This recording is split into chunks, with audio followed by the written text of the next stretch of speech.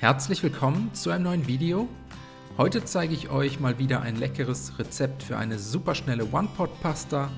Dieses Mal mit Blattspinat und Stremellachs. Dafür zuerst eine große Zwiebel sowie 2 bis 3 Knoblauchzehen abziehen. Anschließend fein hacken. Und wenn das erledigt ist, eine große Pfanne oder einen Topf mit einem guten Schuss Öl erhitzen, Zwiebeln und Knoblauch in die Pfanne geben und für 2 bis 3 Minuten bei mittlerer Hitze und gelegentlichem Wenden glasig darin anschwitzen. Danach kommen die restlichen Zutaten in die Pfanne, 400 Gramm Blattspinat aus dem Tiefkühlregal, außerdem 500 Gramm Nudeln dazugeben.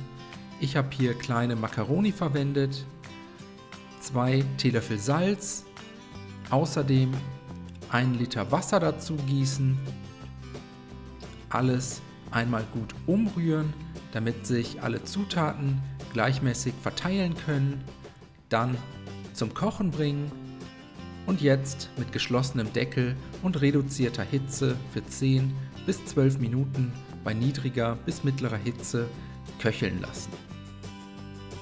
Von Zeit zu Zeit den Deckel immer mal wieder abnehmen, die Nudelpfanne einmal gut umrühren, damit nichts am Topfboden anbrennen kann und anschließend mit geschlossenem Deckel weiter köcheln lassen, so lange bis die Nudeln gar sind und die Flüssigkeit nahezu komplett aufgesogen haben. Zum Schluss kommt dann ein Becher Creme Fraiche dazu, außerdem etwa einen halben Teelöffel Muskatnuss, einmal kurz unterrühren und danach gebe ich noch den Stremellachs dazu, einfach mit den Fingern etwas zerdrücken und in kleinen Stücken zur Pasta geben. Insgesamt habe ich hier etwa 300 Gramm verwendet.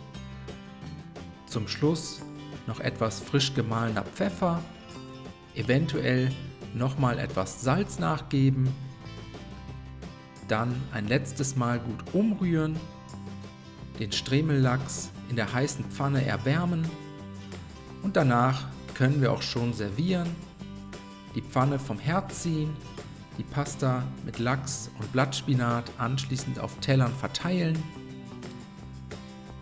und dann wünsche ich euch einen guten Appetit. Ich hoffe, euch hat das Video gefallen. Viel Spaß beim Nachkochen. Bis zum nächsten Mal.